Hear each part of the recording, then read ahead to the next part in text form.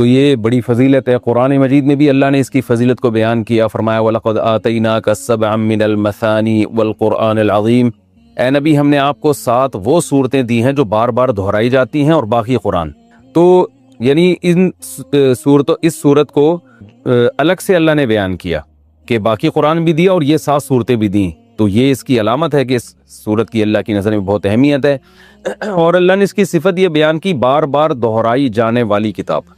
بار بار دہرائی جانے والی صورت، تو یہ بھی اس کی ایک فضیلت ہے کہ بار بار نمازوں میں دہرائی جاتی ہے۔ نماز میں قرآن کا کوئی بھی حصہ اتنا زیادہ نہیں پڑھا جاتا جتنی سورہ فاتحہ کو پڑھا جاتا ہے، تو بہت بڑی فضیلت ہے۔ اور آپ صلی اللہ علیہ وسلم نے فرمایا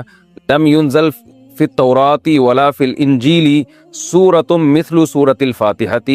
ولا اعظم منها، آپ صلی اللہ علیہ وسلم نے فرمایا نہ اللہ نے تورات میں اس سے بہتر صورت نازل کی، نہ انجیل میں، اور نہ باقی قرآن میں اس سے بہتر صورت نازل کی ہے۔ اور ایک اور حدیث میں آتا ہے کہ رسول اللہ صلی اللہ علیہ وسلم نے ارشاد فرمایا کہ اللہ تعالیٰ فرماتے ہیں قسمت الصلاۃ بینی و بین عبدی، اللہ تعالیٰ فرماتے ہیں میں نے اپنے اور بندے کے درمیان نماز کو ڈیوائیڈ کر دیا ہے۔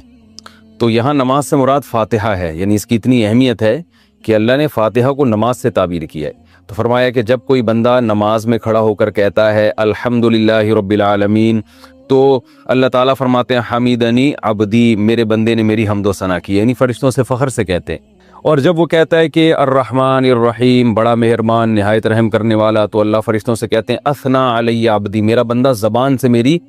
تعریف کر رہا ہے۔ اور جب وہ کہتا ہے مالک یوم الدین، تو اللہ تعالیٰ فرشتوں سے کہتے ہیں مجدنی عبدی، دیکھو میرا بندہ میری بزرگی بیان کر رہا ہے۔ اور جب انسان، یہ تو وہ ہے جو اللہ، یعنی اللہ کا حصہ ہے، یعنی حدیث میں آتا ہے نا میں نے نماز کو اپنے اور بندے کے درمیان ڈیوائیڈ کیا، تو کچھ حصہ میرا ہے اور کچھ بندے کا ہے، تو یہ والا تو میرا ہو گیا، یہ میری تعریفیں کر رہا ہے یہ۔ اور فرمایا کہ جب یہ کہتا ہے ایاک نعبد و ایاک نستعین، اے اللہ ہم تیری عبادت کرتے ہیں، تجھ سے مدد طلب کرتے ہیں، تو اللہ تعالیٰ فرماتے ہیں ھذا بینی و بین عبدی، کہ میرے اور بندے کے درمیان ایگریمنٹ ہے کہ یہ توحید پر قائم رہے گا۔ اور اب اس نے جب ایگریمنٹ کر لیا اور میری تعریفیں بھی کر دی، تو اب ولی عبدی ما سأل،